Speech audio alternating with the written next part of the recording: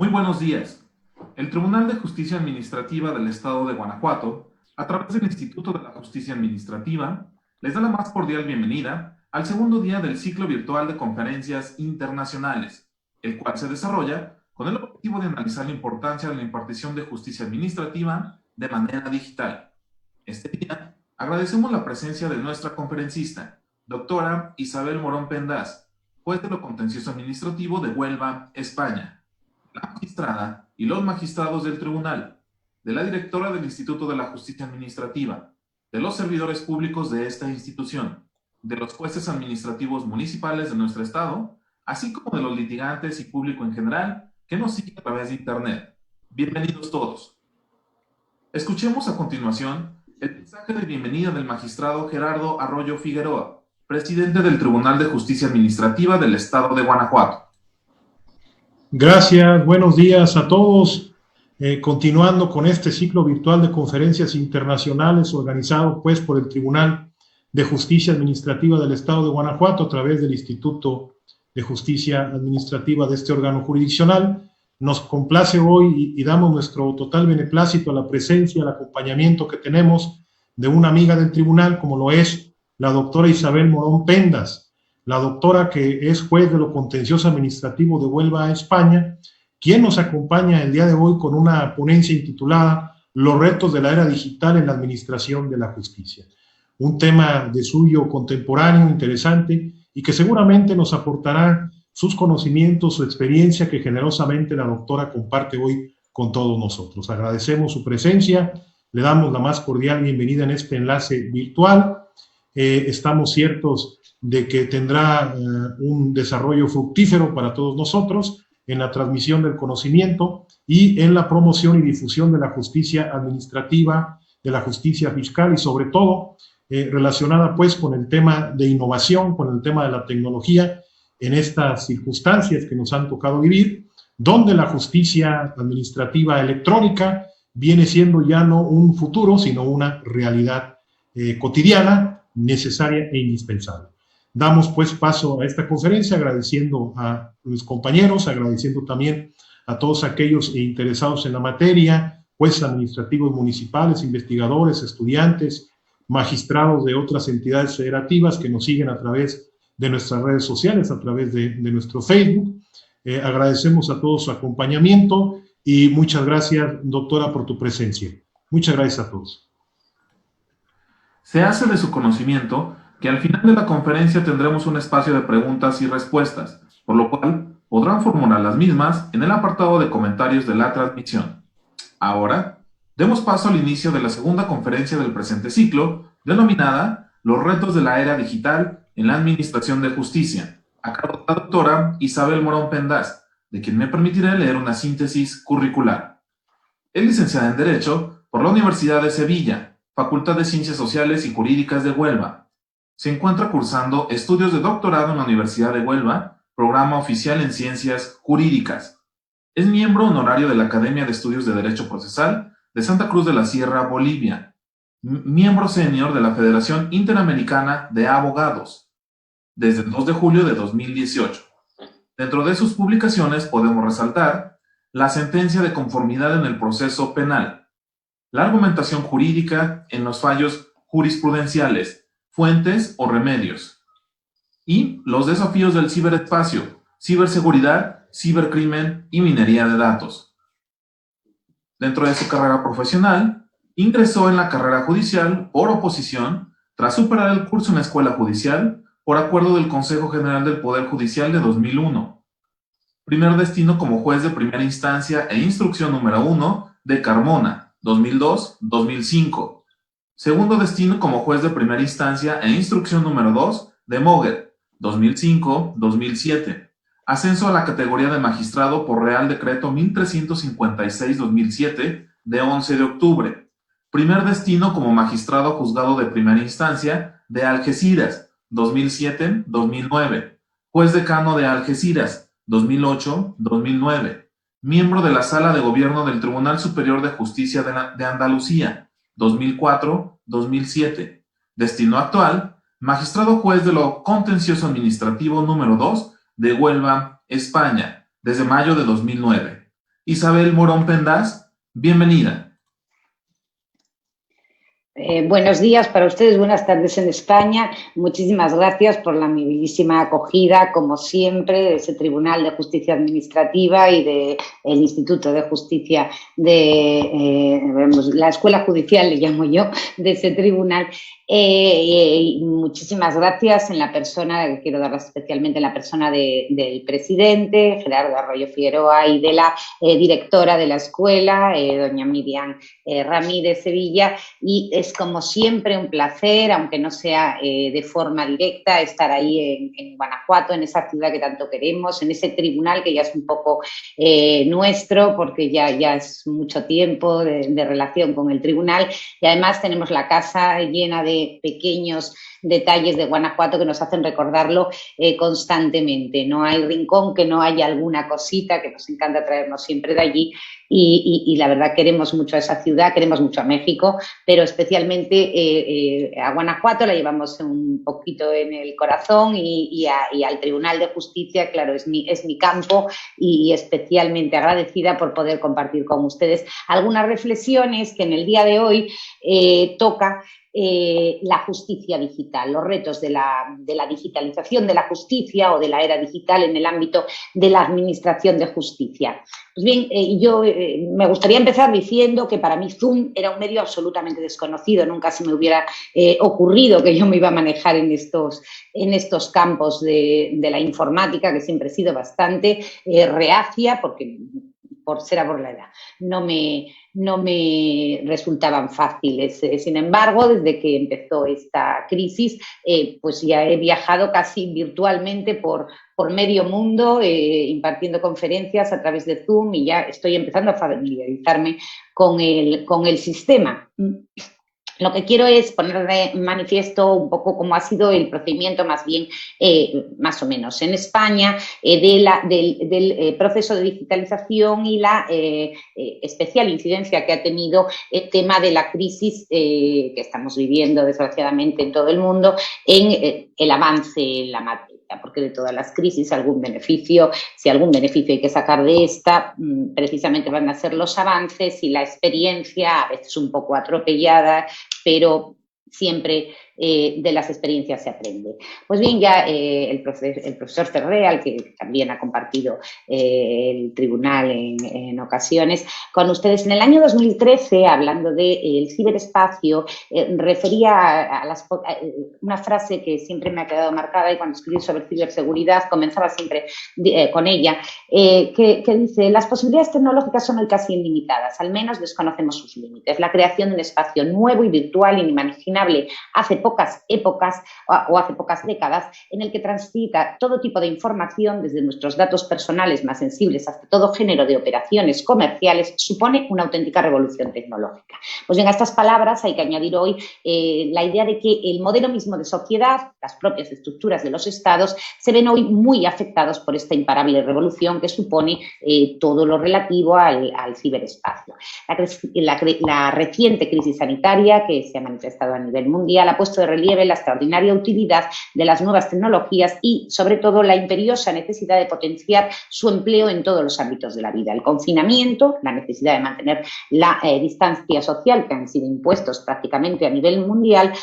han supuesto la paralización de la economía y de la actividad en general en todos aquellos sectores donde no ha podido ser sustituido el mecanismo tradicional por el empleo de estas nuevas tecnologías. Pero, sobre todo, ha provocado una profunda reflexión que estamos haciéndonos permanentemente sobre la necesidad de extender las nuevas tecnologías a sectores donde antes ni siquiera había penetrado, y ha puesto en marcha iniciativas para dar un impulso ya imparable a su implantación definitiva en otros ámbitos en los que su establecimiento era incipiente nada más. En España, la Estrategia de Ciberseguridad Nacional del año 2019 calificaba el ciberespacio como un espacio común global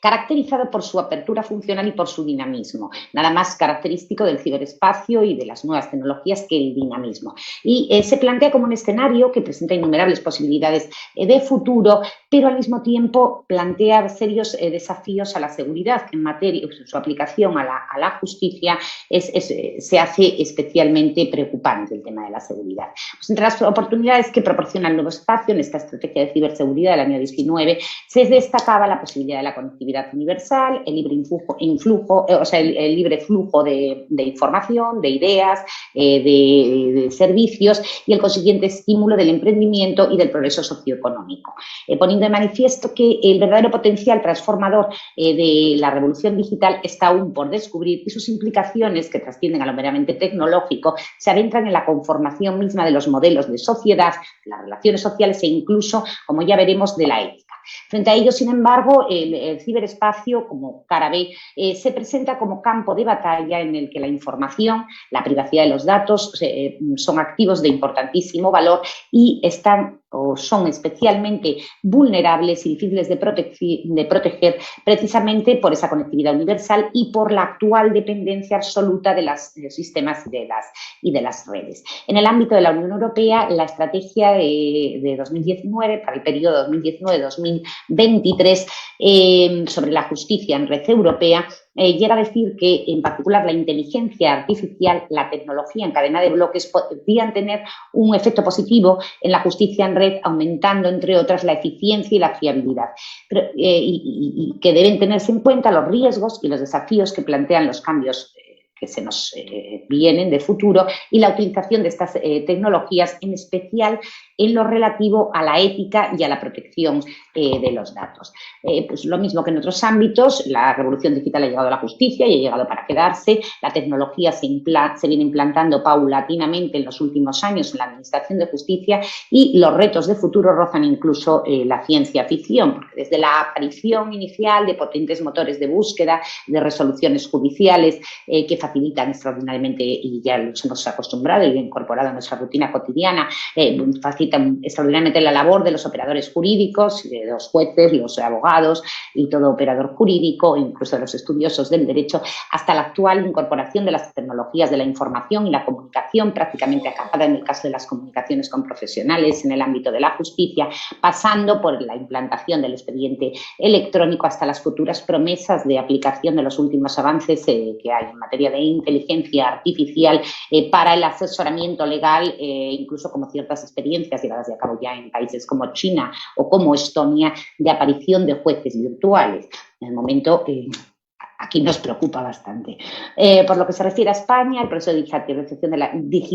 de la justicia viene elaborándose prácticamente en la última década. En el año 2011, la Ley 18 reguló el uso de las tecnologías de la información y la comunicación en la Administración de Justicia, aunque las posibilidades venían ya contempladas desde el año 2003 en la reforma de la Ley Orgánica del Poder Judicial. La Ley de 2011 tenía un plazo para la implantación definitiva de 5 años, se retrasó un poquito más, pero bueno, parece que no llevamos mal camino. Y incorpora a la Administración de Justicia avances que ya se habían incorporado en el resto de administraciones con anterioridad. A lo que aspiraba inicialmente la ley de 2011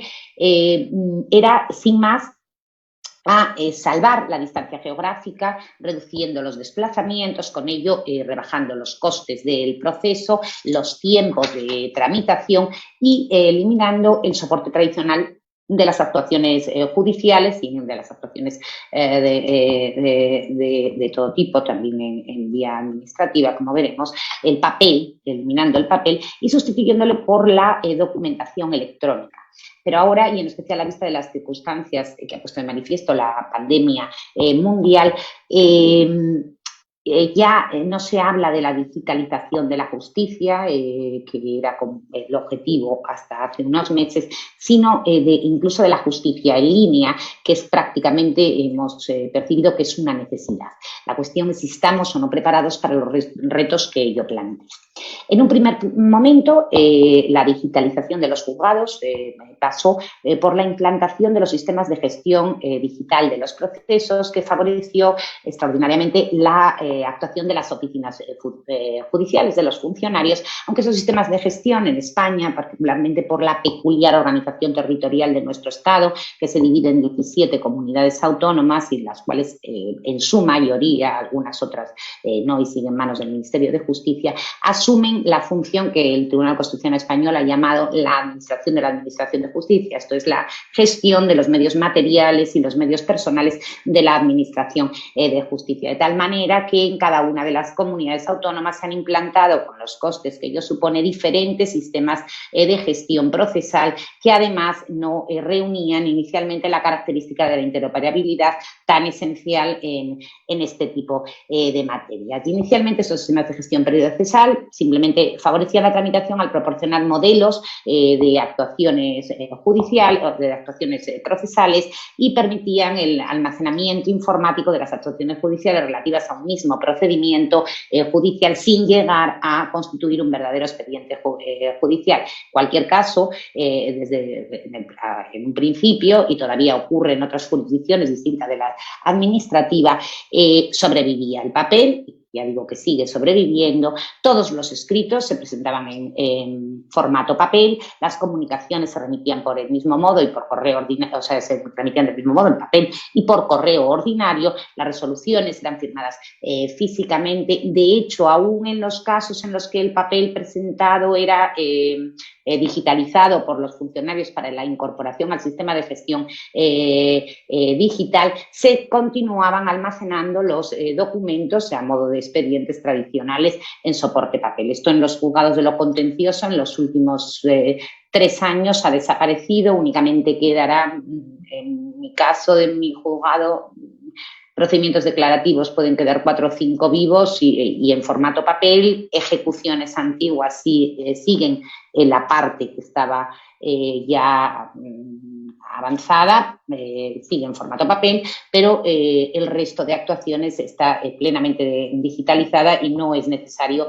prácticamente acudir al papel ni a aquellos transportes yo utilizaba maletas de viaje para llevar los procedimientos a casa y poder poner las sentencias. Ahora mismo me traigo nada. En mi sistema informático de casa puedo acceder al sistema informático del juzgado, eso sí, necesitando la doble pantalla, pero la información está toda en el ordenador y no se mueve un papel. Nos cuesta a algunos el asumir el no manejo de papel, a mí me cuesta estudiar en pantalla, pero la verdad es que el avance es muy significativo. Pero el verdadero avance y el verdadero impulso de la digitalización de la justicia se ha producido hace unos 5 años, cuando se impuso la obligatoriedad de la utilización de la firma digital y la comunicación a través de medios electrónicos. Cuando aparece y se implanta definitivamente el LexNet, que significa literalmente la ley en la red, como una plataforma de intercambio seguro de información entre los órganos judiciales y gran diversidad de operadores jurídicos que en su trabajo diario necesitan intercambiar documentos judiciales, notificaciones, escritos, demandas, etc. Desde el momento de su implantación, LexNet se ha convertido en un instrumento de trabajo seguro, tan habitual en el ámbito de las comunicaciones judiciales como lo podía ser el teléfono, el fax o el correo electrónico, e incluso en los 2 últimos años LexNet ha venido a suplantar totalmente a esos otros medios. Si se recurre en alguna ocasión al fax o al correo electrónico es precisamente por uno de los problemas que genera la justicia en red, la caída de la red. LexNet es una herramienta fundamental, la principal guía para la penetración de las nuevas tecnologías en la justicia y pretende extender gran parte de los servicios que ofrece la Administración de Justicia por vía Internet, haciéndolos accesibles en cualquier parte, en cualquier momento y presentan innumerables ventajas, no solo por la seguridad como mecanismo de intercambio de información, sino también porque permite el uso de la firma electrónica reconocida, porque funciona 24 24 horas, 7 días en semana, 365 días al año, entraña un ingente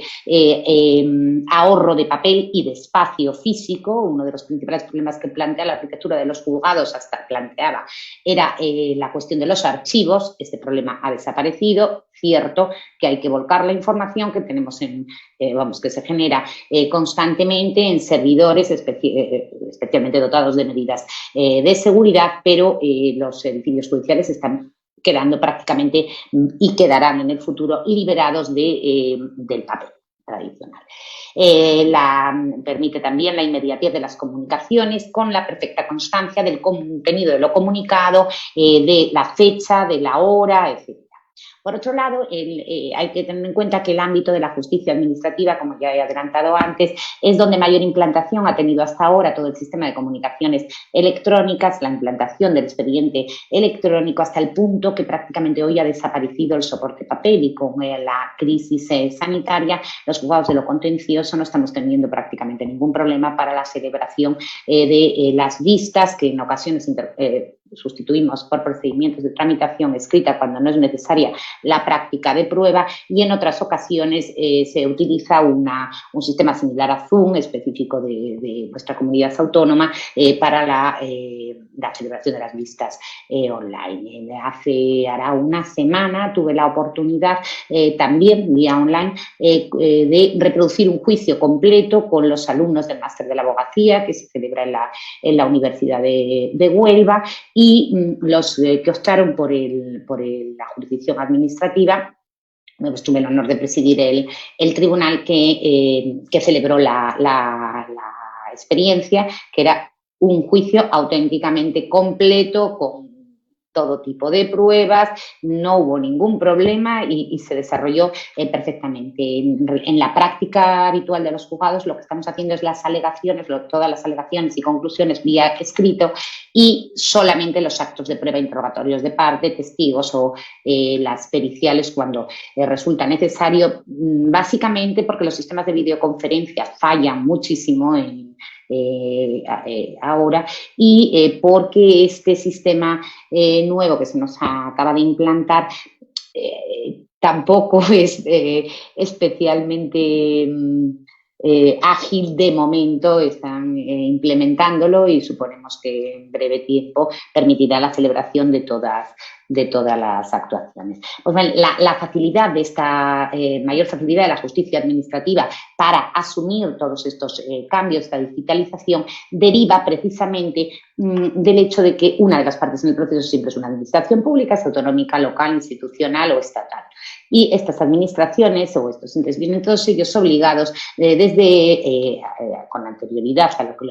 lo que lo viene la Administración de Justicia, a la tramitación electrónica, al empleo del expediente digital, salvo en supuestos muy específicos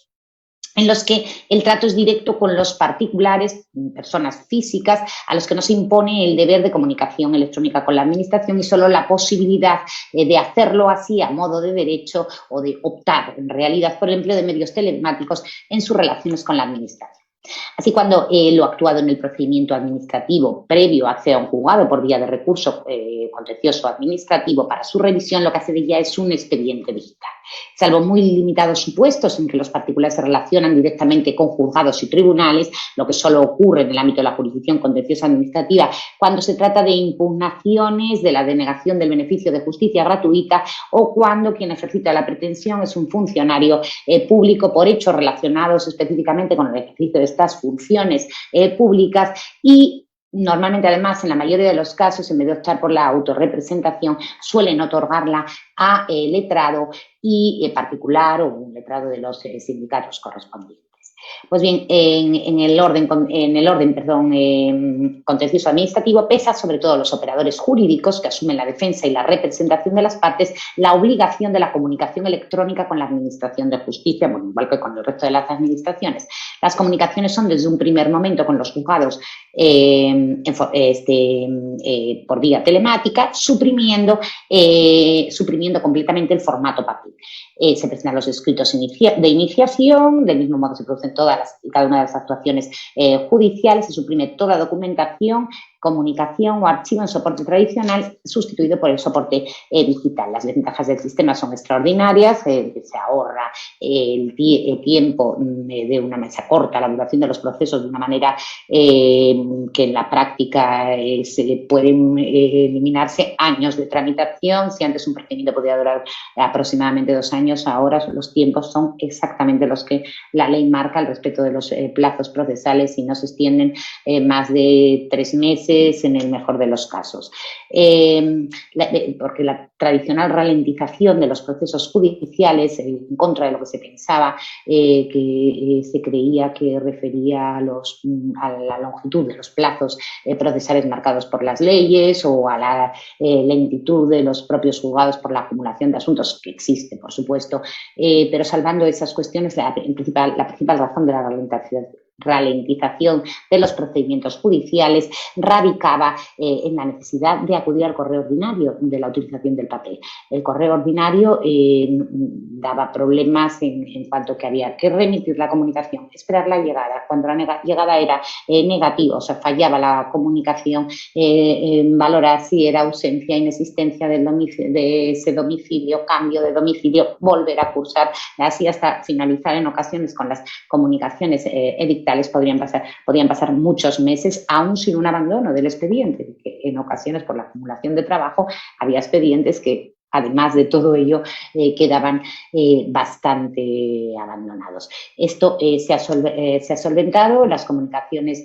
son directamente firmada la resolución, vía LexNet, se trasladan inmediatamente al destinatario y el destinatario tiene un plazo de 3 días para su apertura o no apertura, pero en cualquier caso, transcurridos 3 días se daban por notificados. Y empiezan a computar todos los plazos. Entonces, que en el sistema anterior únicamente se podían utilizar estas ventajas de dar por notificado a quien no habría la notificación cuando las notificaciones se hacían a través de los representantes procesales de las partes, que es una figura específica de nuestro derecho español, junto al letrado que lleva la defensa, puede, en algunos casos es obligatorio, como en el ámbito civil, no así en el contencioso administrativo, en que es potestativa la intervención de esta figura del representante procesal de las partes y que a través de sus colegios profesionales permitían estas notificaciones se abrieran o no se abrieran en un plazo predeterminado. Pues bien, la inmediatez que proporcionan estas comunicaciones electrónicas, desde el momento en que se firma y remite la resolución en 3 días, queda el destinatario notificado, aun cuando pretenda desconocer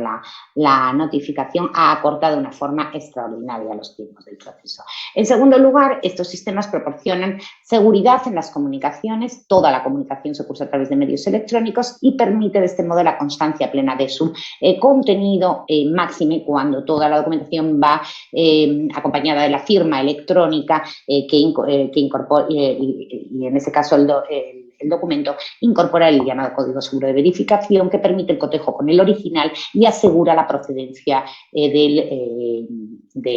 documento. Se hace también constancia plena de la fecha, hora de remisión y de recepción. Por otro lado, la fiabilidad de la fecha permite un cómputo mucho más seguro de los plazos procesales. Y la inexistencia del papel, el almacenamiento seguro de los procedimientos en formato digital protege enormemente frente al eventual riesgo de extravío o destrucción de los expedientes. Pues bien, en la práctica española fue en el año 2015, la Ley 3915, la que modernizó de manera definitiva el procedimiento administrativo. En el ámbito de la administración pública en general, la digitalización es una realidad. La ley entró en vigor en octubre de 2016 y, tal como reconoce su exposición de motivos, el desarrollo de las tecnologías de la información y la comunicación ha afectado profundamente a las relaciones de la administración con administrados, ciudadanos o empresas. Aunque ya la anterior ley del año 92 era consciente del impacto de las nuevas tecnologías en las relaciones administrativas, no fue hasta que en 2007 la ley de acceso electrónico de los ciudadanos a los servicios públicos empezó empezaron estas iniciativas a tomarse en serio, dando carta de naturaleza legal a las nuevas tecnologías al contemplar como un derecho del ciudadano el de relacionarse electrónicamente con las administraciones públicas, así como el deber de las administraciones públicas de dotarse de los medios y de los sistemas necesarios para lograr la efectividad de ese derecho. Ello incluía la necesidad de poner a disposición de los administrados suficientes canales de acceso, sistemas y aplicaciones necesarias, prestarles asistencia previa solicitud, especialmente en lo relativo a la identificación, a la firma electrónica, a la presentación de solicitudes a través del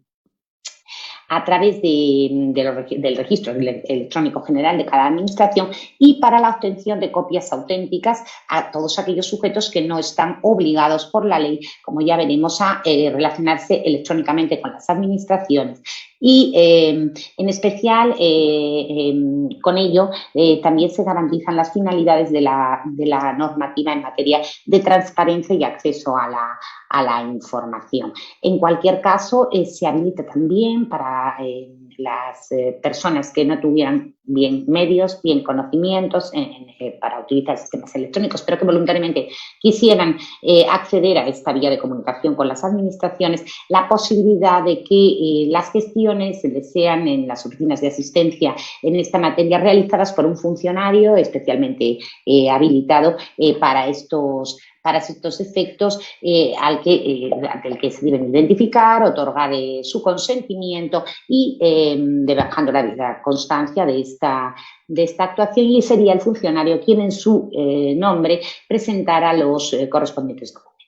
Por otro lado, esta ley de 2015 lo que pretendía, en coherencia con la necesidad de adaptar el funcionamiento de la administración a la realidad social y acercarla más aún al ciudadano, pretendía que la tramitación electrónica, dice en su exposición de motivos, no fuese una forma especial de la gestión de los procedimientos, sino que se convirtiese en el proceder habitual y cotidiano de las administraciones públicas. Y ello porque se entiende que una administración sin papel, asentada en un funcionamiento totalmente electrónico, no solo atiende mejor a los principios y a los objetivos de eficiencia y eficacia que marca la Constitución española para la actuación de la administración, ahorrando costes no solo al sistema, sino también a los propios operadores jurídicos, a la ciudadanía, a las empresas que se relacionan con la administración, sino que también refuerza las garantías de los interesados. El problema es cómo articular una administración electrónica manteniendo las garantías de los interesados intactas. La constancia de todos los documentos y actuaciones del procedimiento administrativo en archivos electrónicos favorece el cumplimiento de las obligaciones de transparencia, acceso a la información, a permitir obtener a los interesados información puntual de una forma ágil, permanentemente actualizados. Por otro lado, la ley de 2005 vino a unificar un poco esta materia porque al ser una cuestión novedosa se había venido tocando de forma tangencial en distintas normas y se planteaba el problema de siempre de dispersión normativa y de superposición de distintos regímenes jurídicos, de tal manera que en ocasiones incluso carecían de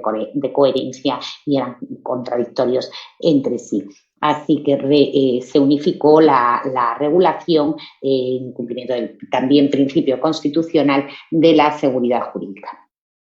En relación con el procedimiento administrativo, la ley de 2015 introdujo una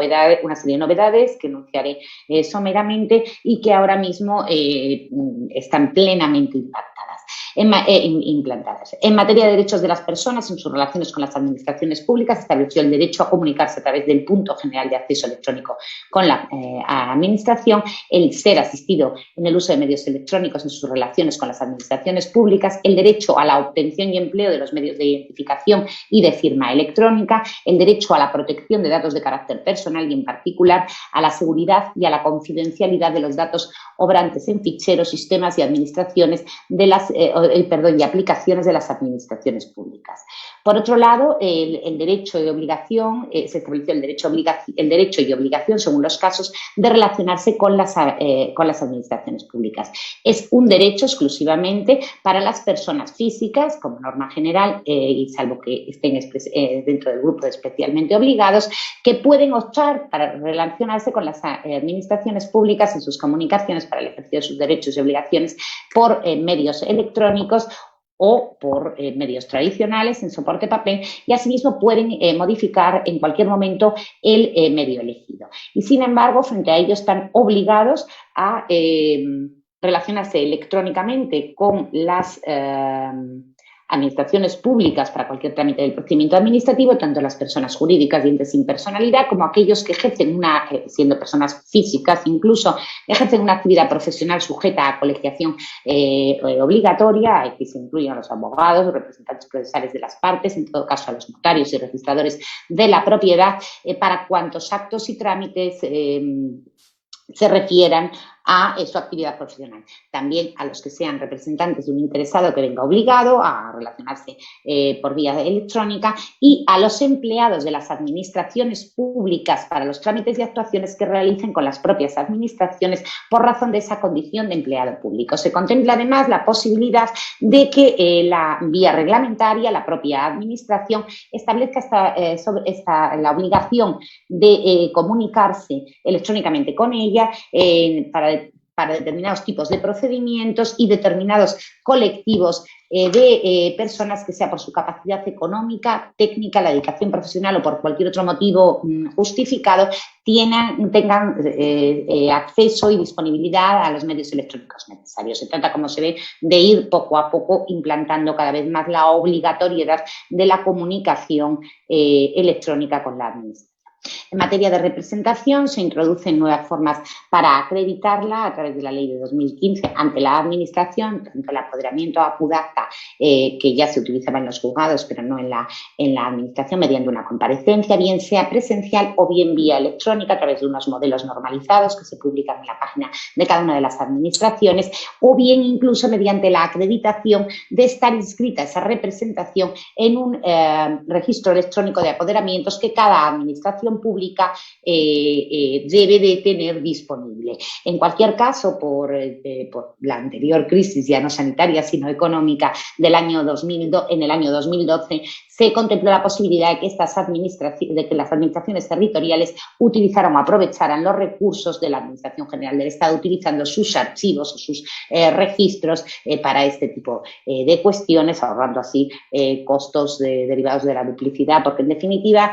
aun cuando este objetivo no parece que se vaya a cumplir ni a corto ni a largo plazo, la idea es simplificar la administración y reducir la duplicidad, triplicidad y en ocasiones la multiplicidad de los mismos tipos de órganos, cuando esas funciones podría cumplirlas una sola, como es el caso clarísimo de los registros de apoderamientos. Por otro lado, la ley separa y distingue con nitidez entre dos conceptos claves: identificación y firma electrónica. Se simplifican además los mecanismos para el acceso a la identificación o a la firma electrónica, a los dos, y por regla general solo se precisa para las actuaciones ante la administración pública la identificación del interesado, mientras que la firma electrónica es necesaria cuando debe acreditarse la voluntad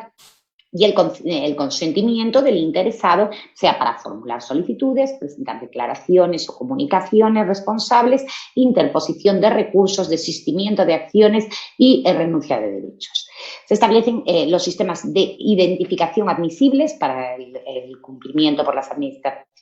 públicas de la obligación de verificar la identidad de los interesados en todos los procedimientos, de manera que junto a la tradicional comprobación de la identidad a través del nombre y apellidos comprobables a través de la exhibición del documento nacional de identidad o cualquier otro documento equivalente, se admiten los medios de identificación electrónica como potestativos, sean sistemas basados en certificados electrónicos de firma electrónica o de sello electrónico pedidos por los llamados prestadores incluidos en la lista de confianza de prestadores de servicios de certificación, o bien los sistemas de clave concertada u otros que las administraciones consideren válidos en los términos que se determinen por vía de reglamento, siempre que estos medios de identificación vayan relacionados o que estén previamente registrados, cuenten con un registro previo que permita asegurar la identidad del sistema previa autorización por parte del Ministerio, que en cada momento lleve las administraciones públicas, y que solo puede denegar esa registro, esa inscripción, por motivos de seguridad pública previa autorización de la Secretaría de Estado del Ministerio, de Secretaría de Seguridad perteneciente al Ministerio del Interior. En cuanto a los sistemas de firma, vale cualquiera que permita acreditar la autenticidad de la expresión de voluntad y del consentimiento, así como la integridad y la inalterabilidad del documento. Si el interesado opta por relacionarse con la administración a través de los medios electrónicos, pues uno de los obligados, a efectos de firma valdrán cualesquiera sistemas de firma electrónica cualificada y avanzada, o de sello electrónico cualificado o de sello electrónico avanzado, fundamentados también o basados también en certificados electrónicos cualificados de firma electrónica o de sello electrónico expedidos por los prestadores incluidos en la lista de prestadores o de la lista de confianza de prestadores de servicios de certificación. Y también se admite a los efectos de firma cualesquiera otros métodos, lo mismo que en el caso de identificación que las administraciones consideren válidos y que figuren previamente relacionados con con un registro y que esté autorizado por el Ministerio de Administraciones Públicas. Cuando expresamente se disponga, pueden utilizarse o pueden admitirse como sistemas de firma aquellos sistemas de identificación en cuanto que permitan acreditar la autenticidad de la expresión de voluntad y del consentimiento del interesado. En cualquier caso, el uso de los sistemas de firma excluye la necesidad de la identificación porque se da ya por identificado. Por otro lado, además, las administraciones públicas han de contar con un registro electrónico general, por razones de eficiencia pueden adherirse al de la Administración General del Estado, y estos registros estarán asistidos o atendidos por oficinas de asistencia que permitirán a los interesados la presentación de solicitudes en papel y que los propios funcionarios de la oficina de asistencia han de transformar al formato electrónico. Se contempla un archivo electrónico único para cada administración en el que se conservarán todos los documentos relativos a procedimientos ya finalizados en formatos que aseguren la autenticidad, integridad, la conservación del documento, y además se exige por primera vez en 2015 la compatibilidad del archivo con todos los demás sistemas de redes y archivos de naturaleza pública. Finalmente, se regula en esta ley el régimen de validez y de eficacia de las copias, simplificando los requisitos para hablar de copia auténtica, así como las posibilidades de aportación de documentos por parte de los interesados, estableciendo por primera vez también, para simplificar, la no necesidad de aportación de aquellos documentos que salvo que una ley lo exija expresamente, que ya obren en poder de las administraciones, bien porque ya se han incorporado en un momento anterior o bien porque sean elaborados por la propia administración ante la cual se deben de presentar. Y en materia de notificaciones electrónicas, las novedades de la ley son especialmente interesantes. La regla general que impone es que la notificación será electrónica y será a través de la sede electrónica o la dirección electrónica habilitada única de cada una de las administraciones, y con el objetivo de reforzar la seguridad jurídica de los destinatarios se establecen una serie de medidas para asegurar el conocimiento de la puesta a disposición de las notificaciones. Se permite, siempre que el interesado consienta a ello, los avisos previos de notificación dirigidos a dispositivos electrónicos, siempre que sea posible, incluidos mensajes por WhatsApp o SMS a los teléfonos móviles, o bien a la dirección de correo electrónico que cada uno acceda, o sea, que cada uno voluntariamente decida poner a disposición de la administración. Y en cualquier caso, deben de remitir o contener esos mensajes un enlace a la página de la administración y al punto concreto de donde pueda extraerse el texto completo de la notificación de la que constituyen un aviso. Por otro lado, y ya en el ámbito propio de la Administración de Justicia, más concretamente en el ámbito contencioso administrativo, al ser esta una jurisdicción, como ya se ha dicho, revisora, en el sentido de que precisa de una previa actuación administrativa cuya adecuación o no a la legalidad debe de controlar, la tarea de la digitalización viene enormemente favorecida por el hecho de que su material de trabajo propio, la actuación administrativa que ha de realizar, ya viene previamente digitalizada por esa obligación que acabamos de analizar de las administraciones de llevar a cabo la tramitación electrónica. Pues bien, aún en el caso de que, de que el interesado o el administrado que interpone el recurso contencioso administrativo no sea un sujeto obligado a relacionarse electrónicamente con las administraciones públicas, permitiéndosele optar por el empleo del formato papel, no es menos cierto que existe ese deber que ya hemos visto de las administraciones de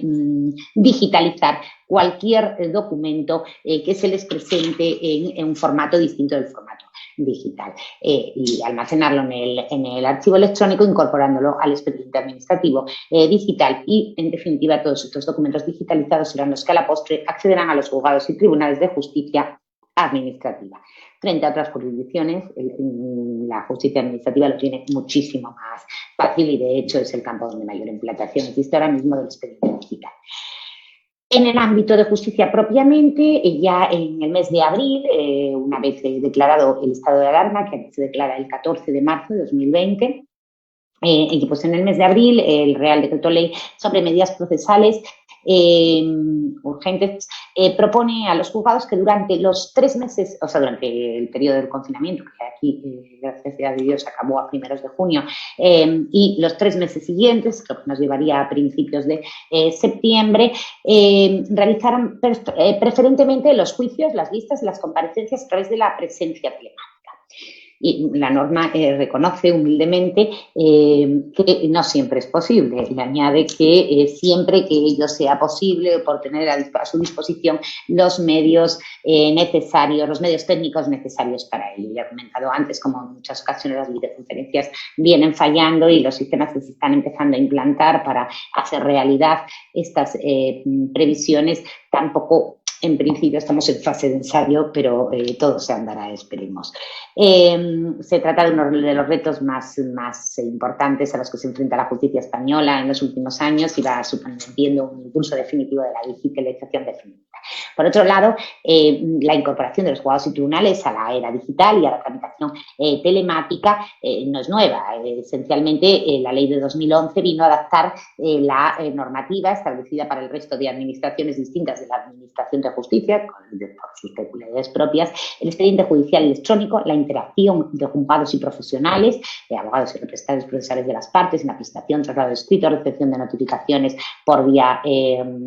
telemática, por la plataforma LESNET, es una práctica ya extendida y habitual e incuestionable. Por más que el sistema tardó en consolidarse y persisten algunos inconvenientes derivados de esa falta de armonización entre las distintas plataformas, de las distintas comunidades autónomas, pero en realidad el sistema puede decirse claramente que funciona. Pero lo de ahora, la novedad actual, va mucho más lejos. La celebración de los propios juicios, de las vistas, de medidas cautelares o de las audiencias previas de forma virtual. Y la cuestión no es si los juzgados tienen recursos técnicos, que los tenemos, fallan, pero los tenemos. Para ello, sino cómo deben de adaptarse esos recursos al conjunto de exigencias procesales que rigen la celebración de toda actuación oral en audiencia pública, porque claro, las partes, lo que está claro es que en el entorno digital deben disfrutar de los mismos derechos, de las mismas garantías, del mismo marco de garantías que los que tienen en una vista procesal. Hay principios comunes a todo proceso que nunca pueden ser obviados, como los de contradicción, inmediación, publicidad. Hay requisitos propios del proceso que mal encajan en un entorno digital, en una sesión abierta, en cualquier plataforma web de videoconferencia. Por ejemplo, la garantía de la incomunicación en el caso de interrogatorio de las partes, los testigos, los peritos, la garantía de la confidencialidad, la privacidad, la seguridad de los datos, son retos muy importantes. Ya la Ley Orgánica del Poder Judicial, en la reforma, la ley es del 85, la reforma del 2003, había contemplado las posibilidades que ofrece el mundo digital y había admitido la celebración de vistas por videoconferencia, cuestión que nunca se había practicado o por sistemas similares, y decía que no se había practicado en completo, el juicio completo, sí actos de prueba concretos. Entonces, lo que contemplaba la ley era estas videoconferencias, los sistemas que permitieran la interacción visual, auditiva y verbal, y siempre que asegurasen la contradicción de las partes, salvaguardase el derecho de defensa. Pero las dificultades que plantea sobre todo en la práctica el hecho de que el juez mantenga el control de la sesión, manteniendo al mismo tiempo la percepción auditiva, visual y verbal con todos y cada uno de los intervinientes, y entiendo que hasta que se pueda lograr un mejor desarrollo de los medios que permita ese doble control del proceso y del sistema, plantea algunos problemas, pero en cualquier caso es una fórmula fantástica la posibilidad de celebrar los juicios por videoconferencia para solventar los retrasos que se están produciendo a raíz de la crisis del COVID. La sustitución de las vistas orales por los trámites de alegaciones escritas, ya he dicho que es uno de los mecanismos, pero exige siempre contar con el consentimiento de las partes por no vulnerar el derecho a la tutela judicial efectiva, que también se ve altamente vulnerado con la ralentización de los procedimientos derivados de este paro. Por su parte, el Consejo General del Poder Judicial, a la vista del decreto de 2020, de abril, para aconsejar la práctica de las actuaciones por videoconferencia, por medios telemáticos, elaboró una guía, y en ella dice que, en su exposición de motivos, afirma que la aplicación de estas tecnologías al proceso debe ser una forma de avanzar y no de retroceder, y sería un retroceso en limitar las garantías procesales al servicio de la tecnología, cuando lo que entiende el Consejo debe ser la tecnología la que se adapte y permita la plena satisfacción de las garantías procesales. La guía, a su vez, advierte que las experiencias en el uso de las tecnologías, de las nuevas tecnologías en las actuaciones judiciales son muy limitadas. Básicamente han supuesto la conexión telemática de algunos de los participantes en actos presenciales y la práctica de una videoconferencia, de una prueba personal, una testifical, una pericial por vía de videoconferencia, cuando el testigo se encontraba en una localidad distante y con el objeto de evitar un desplazamiento y la gravosidad que ello supone, y que su aplicación, entiende el Consejo, que la aplicación a la práctica de actuaciones más complejas, como puede ser un juicio, íntegramente precisará un marco normativo mucho más completo que el actual, mayor inversión económica y una decidida apuesta por las tecnologías por parte de las administraciones obligadas a proporcionar los medios materiales para ello. En cualquier caso, el documento es por ello, por esta necesidad que entiende de implementar el sistema, no se presta como un modelo definitivo, sino como un avance provisional para responder a las necesidades más inmediatas que se prevé van a surgir en los próximos tiempos, y una orientación sobre el cómo actuar en caso de que la situación de alerta sanitaria pueda volver a reproducirse en los próximos meses, y ello ya permitiría abordar la situación de una forma mucho más proactiva que como se ha podido hacer en un momento, porque es cierto que las actuaciones judiciales se paralizaron durante el COVID, se interrumpieron todos los plazos administrativos, todos los plazos procesales, hasta la publicación del estado de alarma, y de hecho el personal de los juzgados y tribunales dejó de asistir a juzgados, salvo en turnos muy contados para actuaciones muy específicas, como luego veremos. En cualquier caso, la guía del Consejo dice que son irrenunciables principios como el principio de publicidad, la confidencialidad, cuando viene impuesta por las normas procesales, la protección de datos, los derechos de defensa en toda su amplitud, la validez, integridad, la calidad de la prueba de las que depende la convicción del tribunal, y la garantía de la inmediación judicial. Ahora más que nunca nos enfrentamos a este reto de la justicia digital, la justicia electrónica, la justicia en línea, pero la pregunta es si estamos realmente preparados. De nuevo me hago esta pregunta porque ha formado parte, más bien en los avances que estamos experimentando, de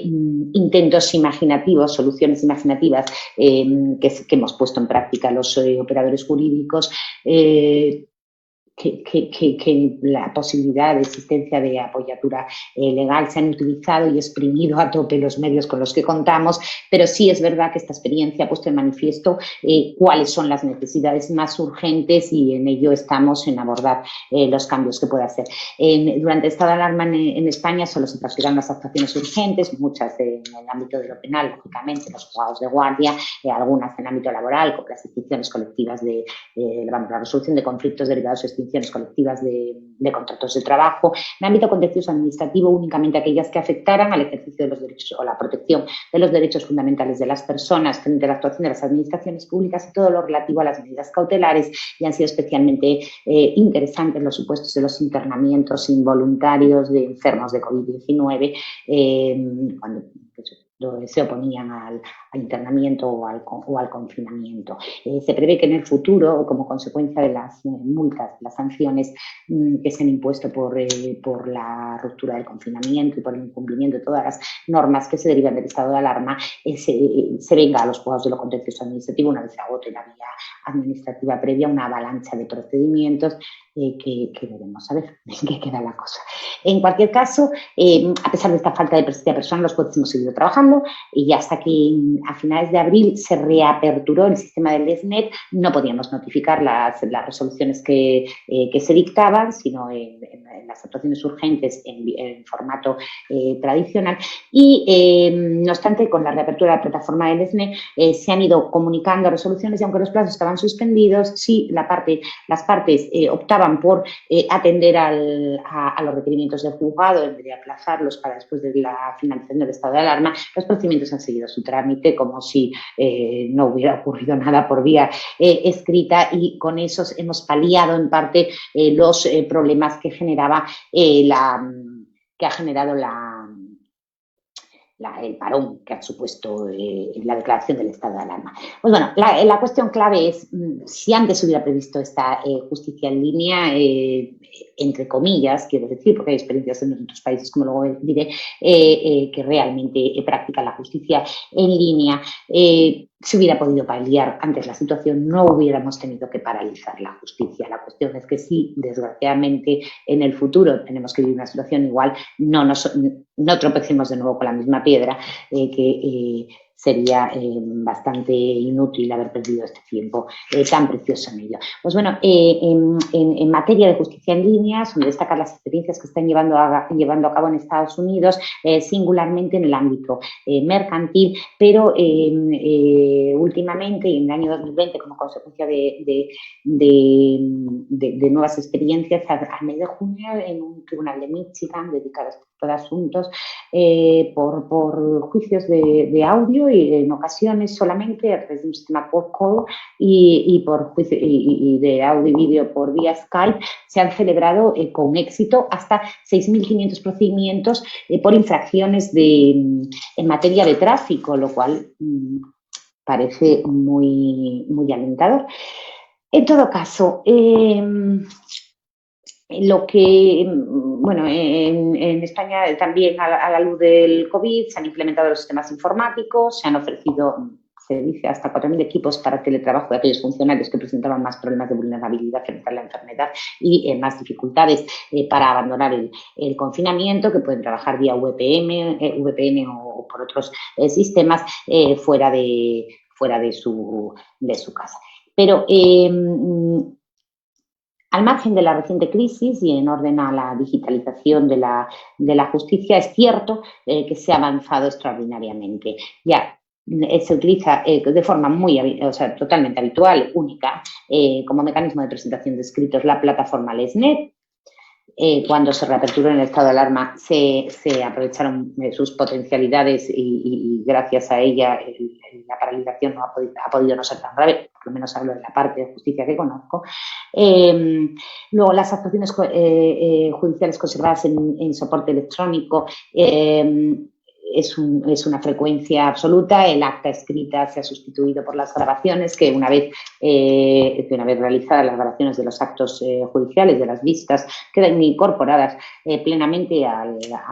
soporte electrónico del expediente judicial electrónico. Desde la reforma de 2015 se admiten como medios de prueba los archivos informáticos de todo tipo, de palabras, sonido, imágenes, contienen palabras, datos, cifras, operaciones matemáticas, etcétera. Se considera ya documento todo material que incorpore datos o hechos en cualquier forma o soporte que tenga algún tipo de relevancia jurídica, y se admite expresamente la práctica de actuaciones de prueba testifical y pericial por vía telemática utilizando la videoconferencia y ya digo, con las dificultades de los medios técnicos se venía realizando, con lo cual ya solo nos queda extenderlo al juicio completo, que en las experiencias que estamos llevando a cabo viene funcionando. También es cierto que al estar instalada en todas las salas prácticamente en todas las salas de todos los tribunales de justicia, los medios necesarios para las videoconferencias, es el sistema que hay que aprovechar ahora, en tanto hay mayor inversión en medios para poder extender esta preferencia por los juicios no presenciales que se han planteado desde el ámbito legislativo. Y finalmente, quiero hacer algunas pequeñas reflexiones sobre los retos de futuro que se plantean, porque este proceso de digitalización es evidente que está en constante evolución, a una velocidad vertiginosa, y nos estamos encontrando con la inteligencia artificial que plantea serios problemas. Lo primero, como ya hemos reiterado, ningún tipo de nueva tecnología, de medio adicional aplicado a la Administración de Justicia puede generar jamás una merma de ninguna de las garantías procesales a las que antes hemos hecho referencia. Por otro lado, toda la aplicación de estos medios impone una reestructuración clara del proceso para ajustarlo al nuevo funcionamiento por vía telemática. Se hace necesario analizar alternativas para neutralizar la que se llama la brecha digital que presentan los grupos más vulnerables, para asegurar su acceso pleno a la justicia en línea cuando se implante definitivamente, que previsiblemente tampoco es un futuro tan lejano. Por otro lado, los pasos de futuro hacia la aplicación de la inteligencia artificial al campo de la justicia precisan todavía de mayor reflexión, que incluso de reflexión ética, porque se trata sobre todo de detectar y eliminar en lo posible los sesgos en la alimentación de datos a las máquinas, cuya funcionalidad viene dada precisamente por la incorporación del mayor número posible de datos procedentes de casos prácticos, y ello puede llegar a lesionar los derechos fundamentales de las personas. En Estados Unidos, en mi experiencia, los sistemas predictivos utilizados para valorar el riesgo de reincidencia de los condenados en los procedimientos penales a efectos de otorgar la libertad condicional, y se ha demostrado que el software empleado tiene importantes sesgos, por ejemplo, discriminatorios para varones de raza negra. En cualquier caso, estos software son el empleo del algoritmo a estos efectos es una coartada perfecta para el juez, porque si se deniega la libertad condicional es porque quiso el algoritmo, y si se otorga y no debió de haberse otorgado porque el sujeto reincide, al final la culpa también es del algoritmo, que fue el que se equivocó, con lo cual el juez queda libre de toda culpa, que no es poco. Por otro lado, se debe de analizar las potencialidades, la posible eficacia del asesoramiento legal por vía inteligencia artificial, que ya se está utilizando de manera experimental en algunos países. Desde la perspectiva de la ética, ya para concluir, el Consejo de Europa, cuya finalidad es la protección de los derechos fundamentales, de los derechos humanos, es uno de los foros donde más se ha preocupado, se ha mostrado la preocupación por identificar las exigencias éticas para el desarrollo y la utilización de las herramientas tecnológicas a la solución de litigios, fundamentalmente en el ámbito del arbitraje y los arbitrajes de consumo, que es donde mayor desarrollo están teniendo los temas de la aplicación de inteligencia artificial y de la justicia en línea. Pues bien, una resolución de 2018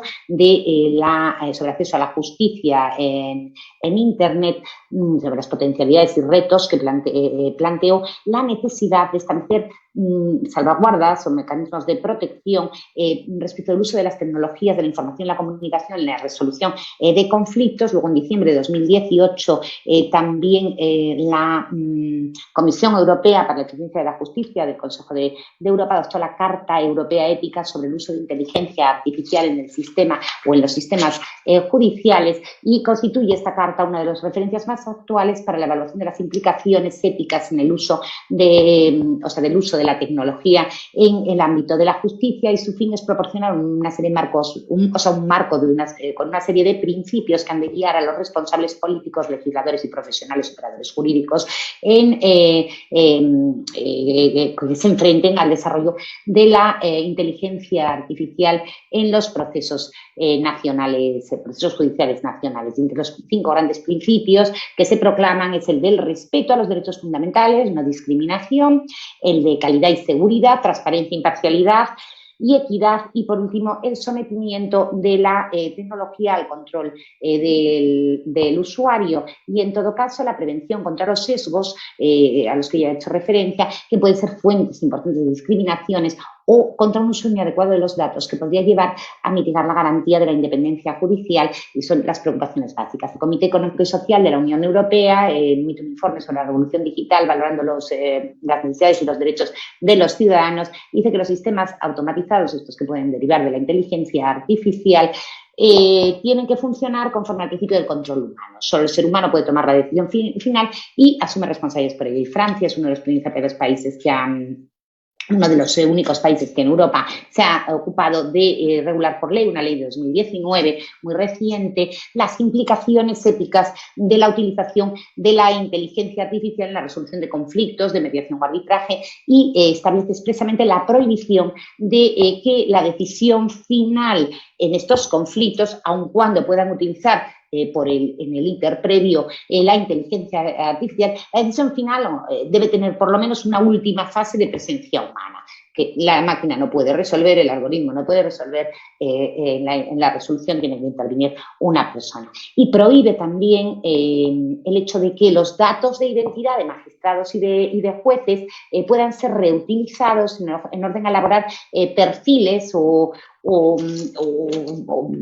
márgenes perfiles o estadísticas que permitan predecir las inclinaciones profesionales de cada uno de los distintos jueces a la hora de decidir. Incluso la ley castiga esta creación de perfiles de las tendencias de jueces y magistrados con penas de prisión de hasta 5 años. Y en cualquier caso,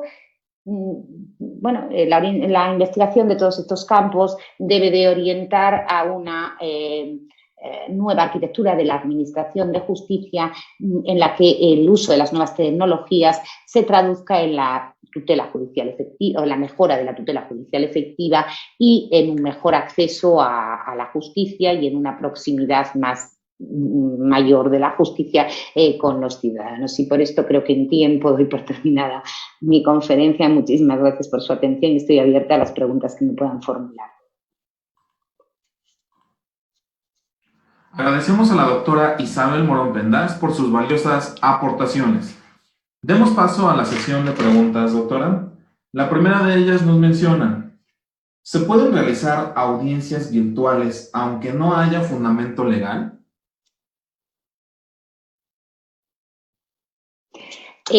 Nosotros en este momento sí tenemos fundamento legal para la audiencia virtual. De hecho, está previsto en nuestra Ley Orgánica del Poder Judicial del año 2003. Nadie la ha utilizado antes del COVID. A raíz del COVID se plantearon recomendaciones con el problema del distanciamiento y la ausencia de medios materiales, de mamparas. En España escasearon en un primer momento las mascarillas, no había posibilidad humana de conseguirlas por ninguna vía. De hecho, tengo compañeros que han ido a juicios, a atender los servicios de guardia de los juzgados con los guantes de fregar, no había otros mecanismos, mascarillas caseras, ha sido bastante desastrosa la gestión y la ausencia de medios ha obligado a atender por videoconferencia las declaraciones incluso de detenidos de una habitación a otra dentro del mismo edificio judicial, con cámaras web, cada uno utilizando los medios que tenía, porque el sistema de videoconferencia está previsto para la atención de sala a sala y se han hecho, como se ha podido, se han hecho declaraciones con incluso las declaraciones penales se han hecho de esa manera. Ahora las declaraciones penales no se deben de hacer de esta manera según las últimas recomendaciones, pero en el ámbito contencioso no existe ningún tipo de inconveniente para celebrarlas. La ley contempla la posibilidad de videoconferencia,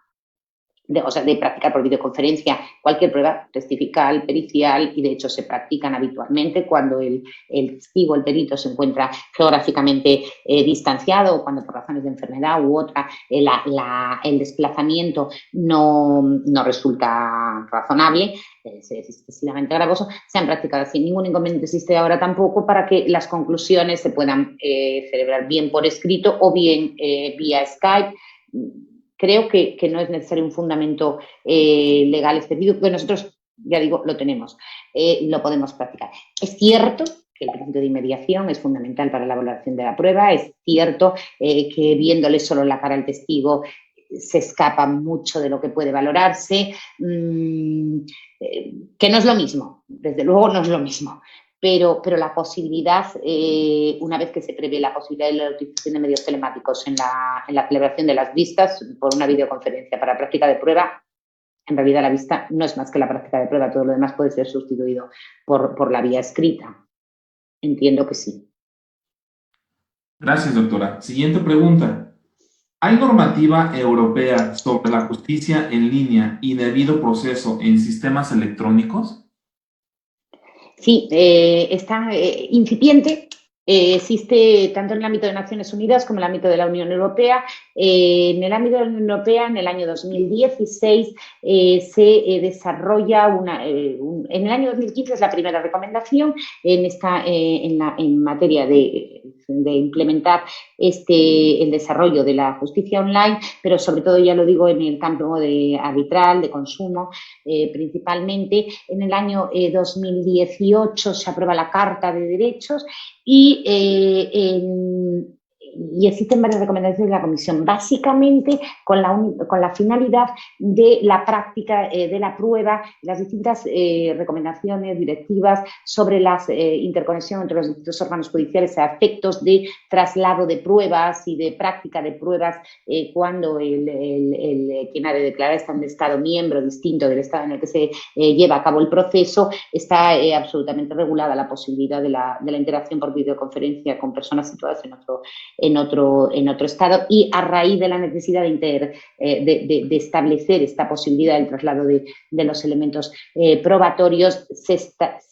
está empezando a regular con cierta seriedad, pero solo a través de experiencias. Hay muchísimos muy limitadas y muy concretas, ya digo, mayormente en el ámbito del consumo hay tribunales en todo, tribunales o asociaciones, pero de carácter arbitral principalmente.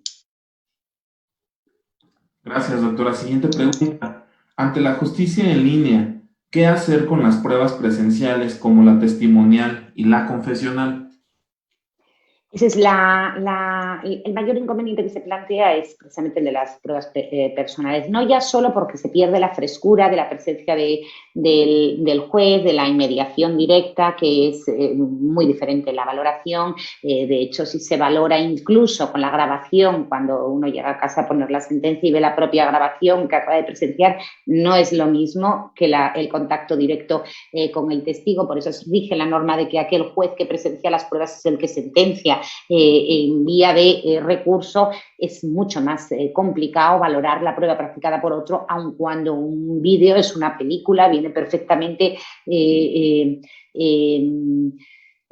acreditado. Pero el principal problema que plantea es el problema de la comunicación entre los testigos o entre las partes y los testigos durante el desarrollo del juicio. No se puede evitar, es muy difícil evitar en el ámbito de la celebración online del juicio que los testigos, como decimos nosotros, se resabíen, escuchen las respuestas que dan otros testigos previamente o las de las partes, o que haya alguien al lado del testigo indicándole en qué sentido tiene que testificar. Aquí no vemos nada más que el cuadrado de la pantalla, no sabemos qué hay detrás, si hay alguien apuntándole, diciéndole di sí, di no, y con un papelito. Esto se puede lograr, o los mecanismos que estamos empleando ahora o que se aconseja emplear para ello, a través de las llamadas salas de espera virtuales, donde no se da paso hasta el momento correspondiente, que tampoco funciona si el testigo declara desde su casa, porque nadie puede controlar lo que hay en su casa. Con lo cual, estas salas de espera virtuales tienen que estar físicamente integradas en edificios controlados, como en el edificio del juzgado. Volvemos otra vez a la necesidad de tener varias habitaciones destinadas a un solo juicio, y ahí ya vuelven a empezar a aparecer los problemas de los medios, pero teóricamente sí podría ser posible. Ahora mismo las pruebas que se practican, las personales por videoconferencia, se practican en otro juzgado con presencia de un secretario judicial que está perfectamente vigilando al testigo o a la parte o al perito que declara, pero el secretario, no podemos mandar al secretario judicial a la casa de este señor a una localidad a 1000 kilómetros de distancia para que vigile. El secretario puede ser una localidad donde no exista siquiera un juzgado, un secretario, los secretarios no pueden desdoblarse de esta manera, con lo cual la cuestión sería acudir al juzgado más cercano y aislarlo en una habitación hasta que se le dé paso a través de estas salas de espera virtuales. Gracias, doctora. Siguiente pregunta. ¿Cuál es la perspectiva que seguirá la justicia digital aunque cese la pandemia? Pues yo creo que esto es imparable. Nos estamos acostumbrando ya a utilizar y a acudir frecuentemente a los recursos telemáticos, ya las reuniones. El otro día celebramos el cumpleaños de una amiga en plena pandemia que cumplía una edad ya bastante redonda y había que celebrarla, y lo celebramos online. Por Skype, cada uno le hizo una tarta y nos tomamos un champán. Es decir, nos estamos acostumbrando, esto ya va a generalizarse, cada vez vamos a utilizar más esto y cada vez lo vamos a necesitar más. Hay que encontrar las ventajas, encontrar las funcionalidades, pero, hombre, sí es cierto que estrictamente, yo entiendo que estrictamente las pruebas personales siguen siendo... Yo lo veo muy complicado que nos acostumbremos a practicarlas online, pero bueno, en China y en Estonia nos están sustituyendo por jueces virtuales. No sé si desapareceremos algún día. Yo espero llegar a la pensión de jubilación, pero no lo veo muy claro, porque en cualquier momento nos eliminan. Saldría más barato una máquina. Pero yo creo que al final el funcionamiento de los juzgados va a quedar limitado a lo estricto. Yo recuerdo cuando los juzgados se llenaban de gente, siempre había en la oficina judicial muchísimos operadores jurídicos preguntando por su procedimiento, pretendiendo la exhibición de las actuaciones, y era horroroso el trasiego de personas durante el tiempo de audiencia pública, que aquí era de 10 a 2, y era horroroso. No se podía bajar a la oficina porque los funcionarios no podían trabajar, era gente, colas de gente preguntando. Ya no va nadie a los juzgados, pero no por el COVID, sino hace ya un par de años. La gente no pregunta, los teléfonos no paran de sonar, ya no suenan los teléfonos, la gente accede a su información a través de la plataforma correspondiente con unas claves de acceso a su expediente para el que están autorizados. Nos hemos acostumbrado a eso, a mí me parecía imposible, la verdad. Nos hemos acostumbrado. Yo cuando me obligaron a firmar electrónicamente, que digo, no sé si fue hace 4 años o 3 años, yo el primer mes estaba a punto de morirme. O sea, para mí aquello era una tragedia, la firma electrónica, y ahora es la cosa más fácil del mundo.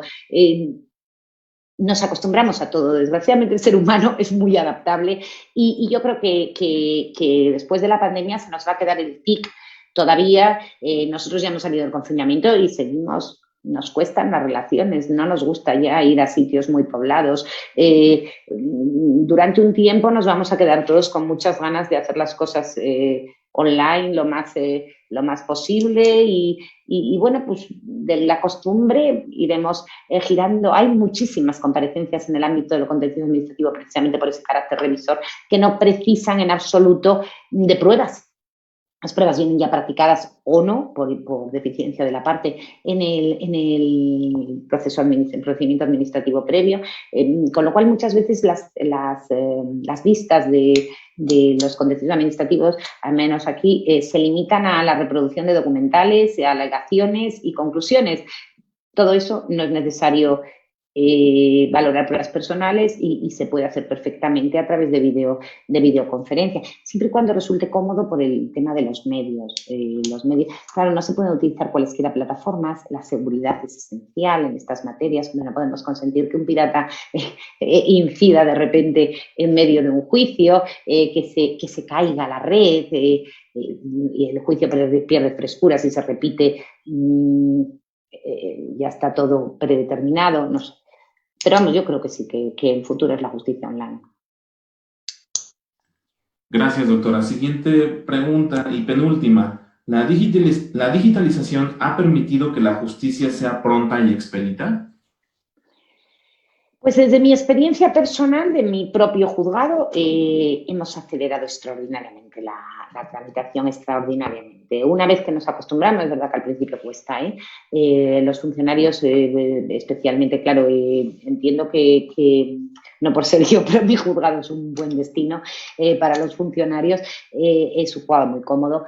para ellos. Y la verdad que bueno, pues somos gente que tenemos otra edad. La gente joven tiene mucha más facilidad para el manejo de todos los mecanismos de este tipo. Los demás aprendemos, pero nos cuesta. Y yo pienso que la mayor ventaja, aparte de verdad que el ahorro de tiempo es brutal, es la mayor de las ventajas que supone. Se cuenta que las comunicaciones, como yo decía antes, entre que remites el escrito por vía de correo ordinario, el correo no funciona, el tipo está ausente, se intenta una segunda notificación, la devuelven porque el tipo de repente no es conocido en ese domicilio, de repente hay que buscar otro domicilio, la administración no busca tanto, pero a nosotros se nos obliga a buscar 800.000 domicilios, a agotar todas las posibilidades antes de acudir a la notificación edictal. Pueden pasar bastantes meses antes entre que devuelven y no devuelven el acuse, el primer acuse, el segundo acuse, la segunda búsqueda de domicilio, el tipo se ha mudado. Es un desastre hasta que acudes a los boletines oficiales o a los tablones de anuncios por vía de edictos. Ahora los edictos son electrónicos. Pasan meses y meses y esa era la ralentización de los procedimientos. Ahora mismo, en el momento que yo firmo la resolución, el funcionario la recibe en su ordenador firmada, la cuelga en la plataforma del SNE, les llega a los dos destinatarios y solo contamos 3 días. La abren bien, no la abren, pues también, y seguimos para adelante. Es extraordinario lo que se ha acelerado por lo de los tiempos, las citaciones. Cualquier problema con la citación se comunica de forma absolutamente inmediata. Me coincide un señalamiento, por favor podrían cambiármelo, mande usted el escrito vía el SNE, pero de momento ya vamos buscando un hueco en la agenda. Es muchísimo más rápido. Yo ahora lo veo, los tiempos se han acortado extraordinariamente. Gracias, doctora. Por cuestiones de tiempo y de logística, una última pregunta. Nos dicen lo siguiente. ¿Qué opinión le merece, doctora, que en Latinoamérica el problema es que aún convive el juicio en línea y el presencial por una distorsión del acceso a la justicia que implica conservar el presencial? Hombre, todos los cambios tienen que ser paulatinos. Llevamos toda la vida con los juicios presenciales. Pasar a la justicia online tan rápido, de hecho las experiencias en España en el orden contencioso administrativo es donde más digitalización hay y los juicios online tampoco están implantados, salvo lo que ha derivado del COVID y las pocas pruebas que se practicaban online por videoconferencia. Pero la práctica habitual es el juicio presencial, es al que estamos acostumbrados y como siempre en todos los cambios y sobre todo los cambios procesales, las cosas deben de ir coexistiendo hasta que finalmente gana el más fuerte. Pero el intermedio exige que los juicios se mantengan presenciales y ya digo que donde se aprecia una prueba realmente personal es en el vivo y en el directo.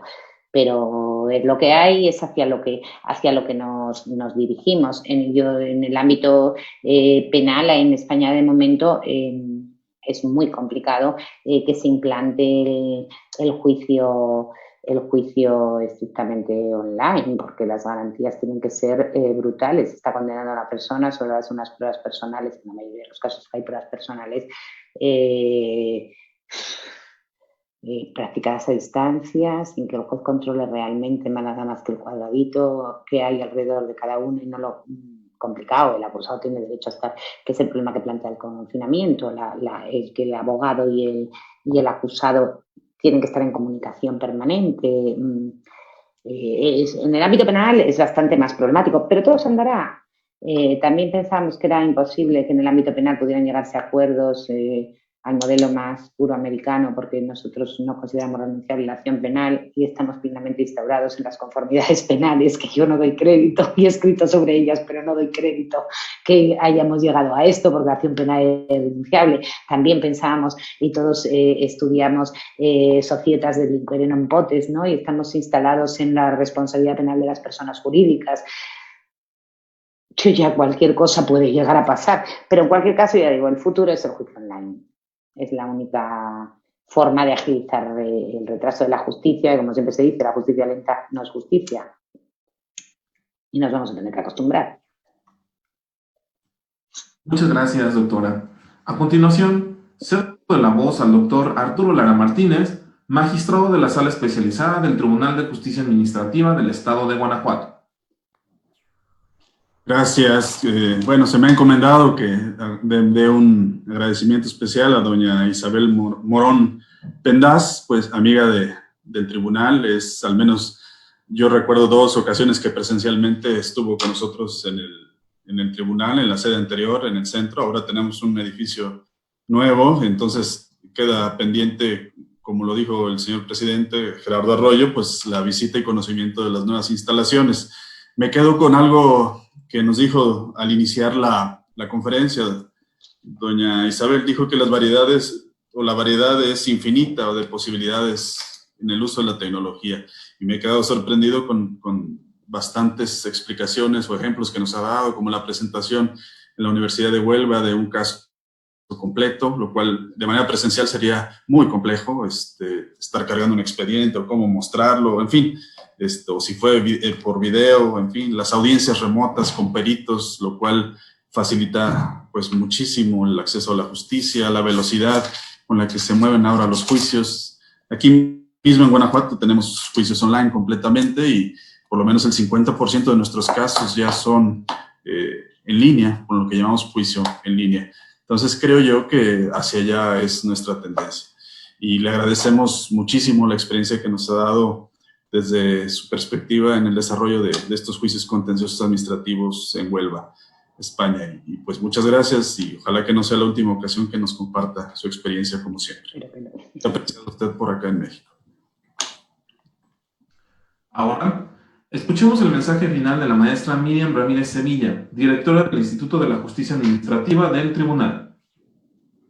Gracias nuevamente, doctora. Gracias, magistrado. No queremos dejar de agradecer igual a los participantes que nos acompañaron el día de hoy, nuestros compañeros, servidores públicos del tribunal, jueces municipales, magistrados de otros estados como Guerrero, Zacatecas, entre otros, abogados litigantes, a nuestros docentes del instituto, al doctor Pablo Gutiérrez Colantuono, al doctor Jesús Soriano, muchas gracias. Y pues los invitamos a que sigan las actividades del instituto y que tengan un extraordinario día. Muchas gracias, doctora, nuevamente. Muchísimas gracias.